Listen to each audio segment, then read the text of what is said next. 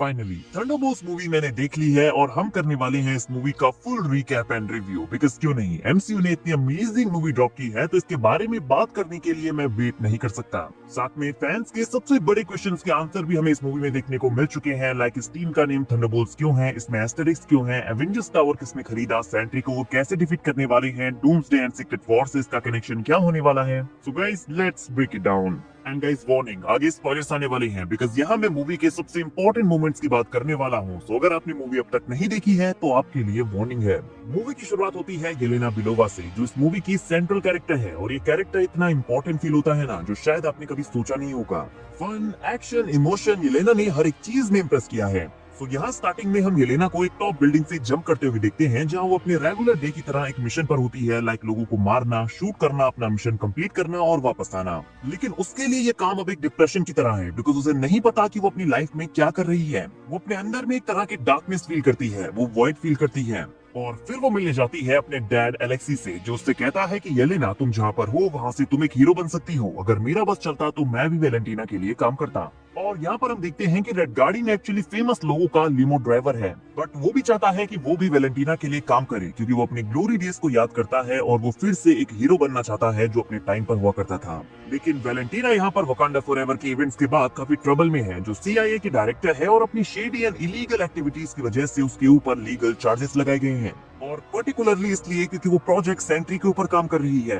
और यहाँ से मूवी का एक्चुअल प्लॉट सेट होता है बिकॉज यहाँ पर वेलेंटीना इन सारे थंडरबोल्ट्स को एक साथ गैदर करती है। बट साथ में यहाँ पर अब देखते हैं कि कांग्रेसमैन बकी, जो कि वेलेंटीना के ऊपर नजर रखे हुए है, वो वेल के कामों का पता लगाने के लिए वेल के असिस्टेंट मैल के साथ बात करता है, जिसे प्ले किया है गेरल्डीन विश्वनाथन ने and she was amazing. Now well अपना पूरा ट्रैक क्लियर करने के लिए अपने सारे ब्लैक ऑप्स ऑपरेटिव्स को एक दूसरे को मारने के लिए सेटअप करती है। उन सबको एक मिशन देती है जहां पर उन सबको एक वेयर हाउस में जाना था, जहां पर एक दूसरे को मारकर वो सारे मर जाते हैं और लास्ट में जो पर्सन बच जाता उसे वहीं पर उस रूम का टेम्परेचर हाई कर मार दिया जाता।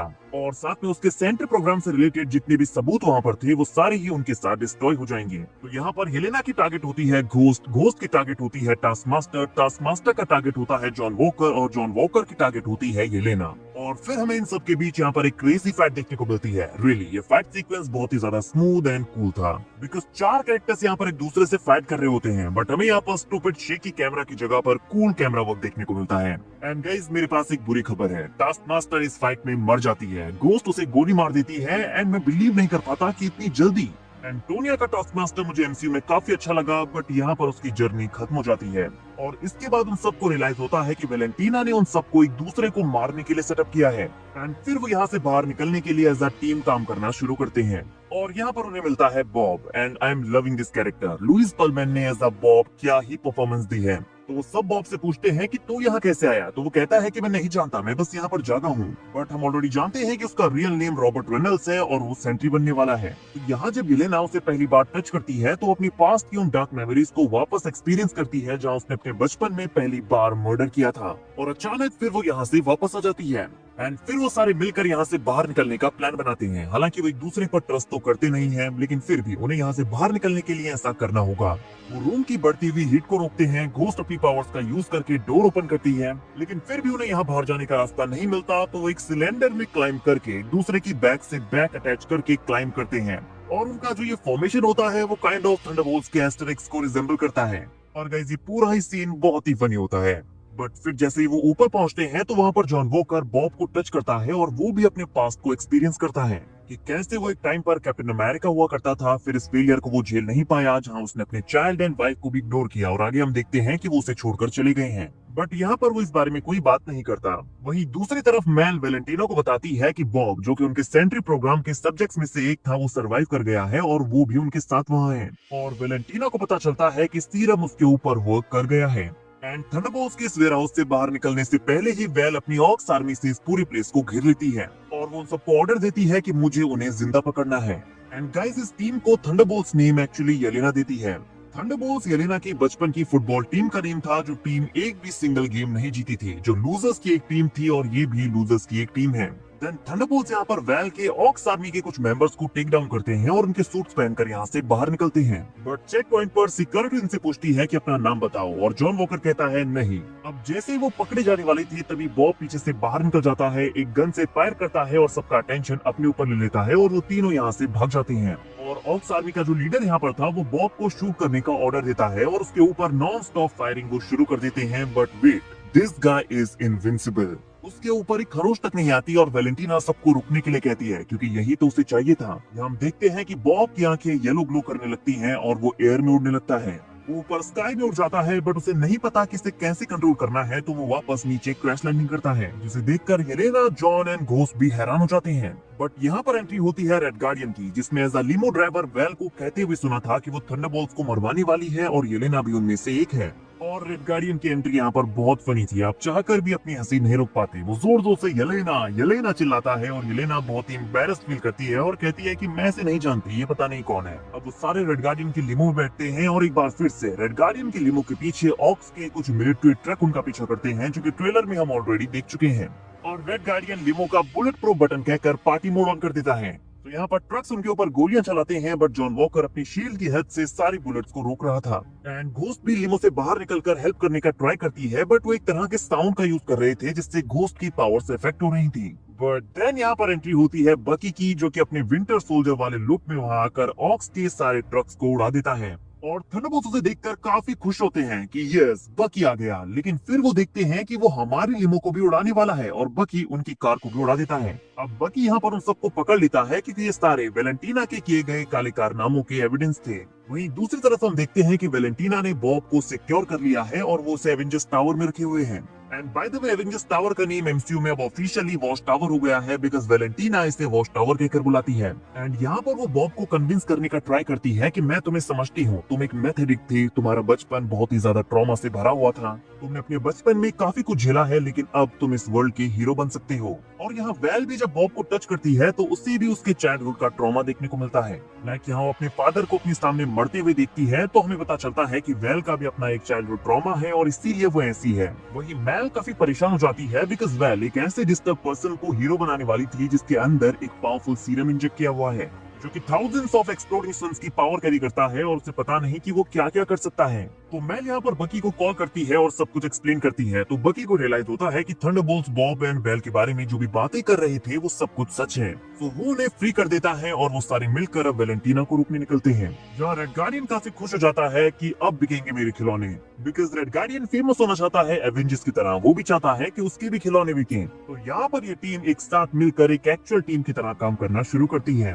वो सारे एक दूसरे के साथ छोटे छोटे jokes and fun moment share करते हैं। रेड गार्डियन बकी से पूछता है कि तुम्हें कौन सा सीरम दिया गया था।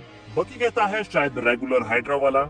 रेड गार्डियन कहता है ओह फैंसी, बट मेरा भी सोवियत वाला ठीक ही था, हम दोनों सेम ही हैं। और फिर बकी जो कि इस ट्रक को चला रहा होता है इसी सीधे वॉच टावर में क्रैश करता है और उस सारे मिलकर यहाँ पर वैलेंटीना के गार्ड्स को मारना शुरू कर देते हैं। बेल स्पीकर पर कहती है कि दरवाजा खुला है, ऊपर आ जाओ, मुझे तुम्हें कुछ दिखाना है। और फिर ये सीन हम ट्रेलर में देख चुके हैं जहाँ पर वो कहती है कि मैंने एवेंजर्स टावर को खरीद लिया है। एंड फिर वो उनके सामने इंट्रोड्यूस करती है सेंट्री को। So ladies and gentleman, Sentry officially MCU में अराइव हो चुका है। I used to pray for time like this। Well उसे थंडरबोल्ट्स को पीटने के लिए कहती है और यहाँ पर वो थंडरबोल्ट्स की पूरी टीम को बच्चों की तरह इधर उधर फेंक कर मारता है। वो बकी का हाथ उखाड़ देता है, जॉन वॉकर की शील्ड मोड़ देता है और जब थंडरबोल्ट्स यहाँ से भागने लगते हैं तो वेल उससे कहती है कि इन सबको मार दो। एंड सेंट्री वेल से कहता है कि मैं तुम्हारी बात क्यों मानूं, और वो वेल का गला पकड़ लेता है। लेकिन तभी मेल पीछे से आकर एक बटन प्रेस कर उसे न्यूट्रलाइज कर देती है जो उन्होंने उसके अंदर फिट किया था और उन्हें लगता है कि यहाँ पर सेंट्री मर चुका है। जैसे ही मेल एंड वेल वहाँ से बाहर आते हैं वो देखते हैं कि सेंट्री अब वॉइड बन चुका है। एंड यहाँ पर थंडरबोल्ट्स एक दूसरे से लड़ रहे होते हैं, वो एक दूसरे को लूजर कह रहे होते हैं और कहते हैं कि वो कुछ नहीं कर सकते।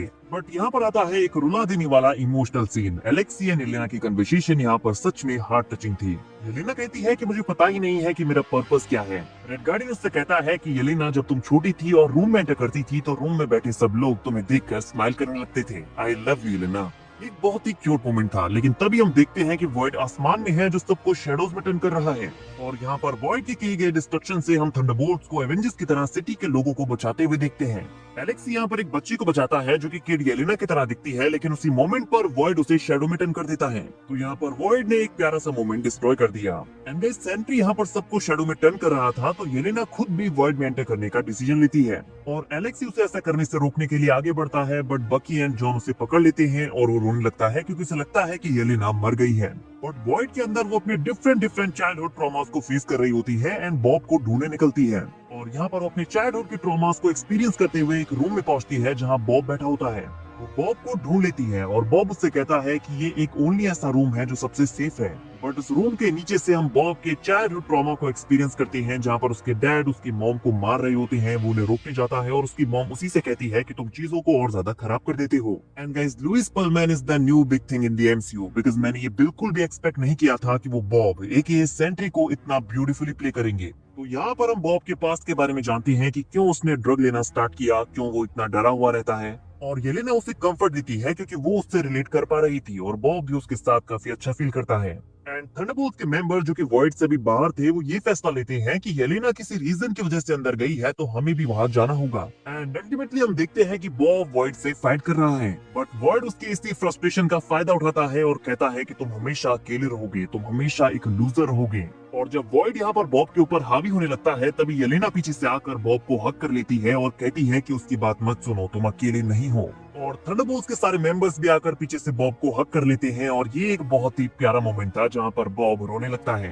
एंड फ्रेंडशिप की पावर से बॉब एंड थंडरबोल्ट्स मिलकर वॉइड को हरा देते हैं और बॉब यहाँ पर वापस आकर सब कुछ भूल जाता है कि यहाँ पर क्या हुआ था। बट बाहर निकलकर थंडरबोल्ट्स को सबसे पहले अपने सामने वेलेंटीना दिखती है और वो उसे पीटने आगे बढ़ते हैं, बट वो वेलेंटीना के ट्रैप में फंस जाते हैं। वेलेंटीना ने यहाँ पर मीडिया बुलाई हुई थी और वो बड़ी ही चालाकी से थंडरबोल्ट्स एंड बॉब को यहाँ पर खड़ा कर कहती है कि उसने इस टीम का क्रिएशन किया है, ये टीम जिसने आप सबको डेंजर से बचाया है। लेडीज एंड जेंटलमैन, मैं प्रेजेंट करती हूँ आपके सामने द न्यू एवेंजर्स। तो गाइस, थंडरबोल्ट्स की टीम अब न्यू एवेंजर्स बन चुकी है और थंडरबोल्ट्स के एंड में जो ये एस्टरिस्क का साइन था, उसका यही मतलब था कि ये नेम चेंज होने वाला है, जो कि अब है the new Avengers. And guys, mid credit scene में हम एलेक्सी को देखते हैं और ये काफी फनी सीन है। एक लेडी स्टोर में सामान ले रही होती है और एलेक्सी उसके पास जाता है और कहता है सो मेनी चॉइसेस, हाँ बट तुम ये वाला बॉक्स लो जिस पर थंडरबोल्ट्स बने हुए हैं। और एलेक्सी यहाँ पर अपना फेस बॉक्स के साथ मैच कर रहा होता है और कहता है कि मेरी फोटो इस पर बनी हुई है, बट वो लेडी उसके सामने उस बॉक्स को रखकर वहाँ से चली जाती है। बट पोस्ट क्रेडिट सीन में हम देखते हैं वॉच टावर को, जो कि न्यू एवेंजर्स टावर है, और बकी यहाँ पर बताता है कि सैम विल्सन को उनके न्यू एवेंजर्स के नेम से दिक्कत है, इसीलिए वो एवेंजर्स के नेम के ट्रेडमार्क को खरीदने वाला है।